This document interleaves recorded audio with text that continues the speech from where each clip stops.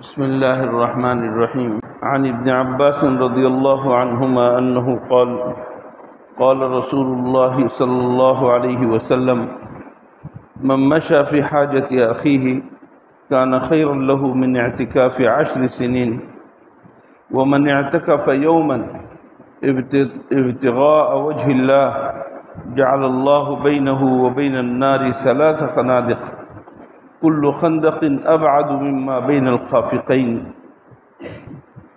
رسول اللہ صلی اللہ علیہ وسلم نے ارشاد فرمایا کہ جو کوئی شخص اپنے کسی بھائی کی حاجت پوری کرنے کے لیے اور اس کی ضرورت اور تقاضے سے چلے تو یہ 10 سال کے اعتکاف سے بھی بڑھ کر ثواب ہے۔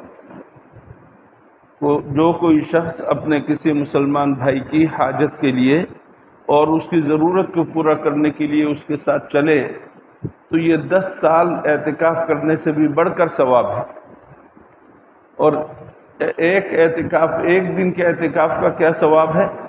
فرمایا کہ جو شخص ایک دن صرف اعتکاف کرے اور اللہ تعالیٰ کو راضی کرنے کی نیت سے کرے، اللہ کو خوش کرنے کی نیت سے کرے، تو فرمایا کہ اللہ جل شانہ اس کے اور جہنم کے درمیان 3 خندقیں حائل کر دیں گے، 3 گھاٹیاں حائل کر دیں گے، 3 خندقیں حائل کر دیں گے، اور ان میں سے ہر خندق کی مسافت اور اتنی بڑی خندق ہوگی کہ جیسے آسمان اور زمین کے درمیان مسافت یا مشرق اور مغرب کے درمیان مسافت، اتنی لمبی مسافت ہوگی۔ یہ ہے میرے دوستو صرف ایک دن کے اعتکاف کی فضیلت، اور وہ بھی نفل۔ اور اگر کوئی شخص مسنون اعتکاف کرے رمضان میں، اس کا کتنا بڑا ثواب ہوگا، اس سے آپ اچھی طرح اندازہ لگا سکتے ہیں۔ عشرہ اخیرہ شروع ہونے والا ہے 2 دن کے بعد انشاءاللہ۔ آج 18 رمضان ہے، کل 19 اور پرسوں 20 کے بعد 21ویں شب سے اعتکاف کے ایام شروع ہو رہے ہیں۔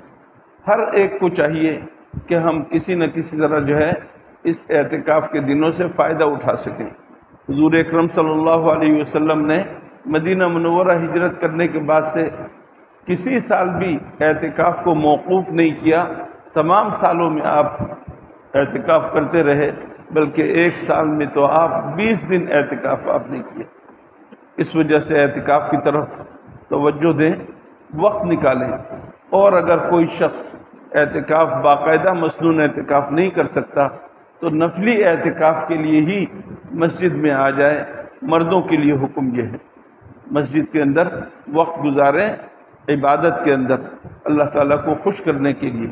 اس سے ہم بہت سارے فوائد حاصل کر سکتے ہیں۔ انشاءاللہ اس سلسلے میں آئندہ کل ایک اور حدیث سنائی جائے گی۔ اللہ تعالیٰ ہم سب کو اعتکاف کی توفیق عطا فرمائے۔ اللہم لک الحمد للہ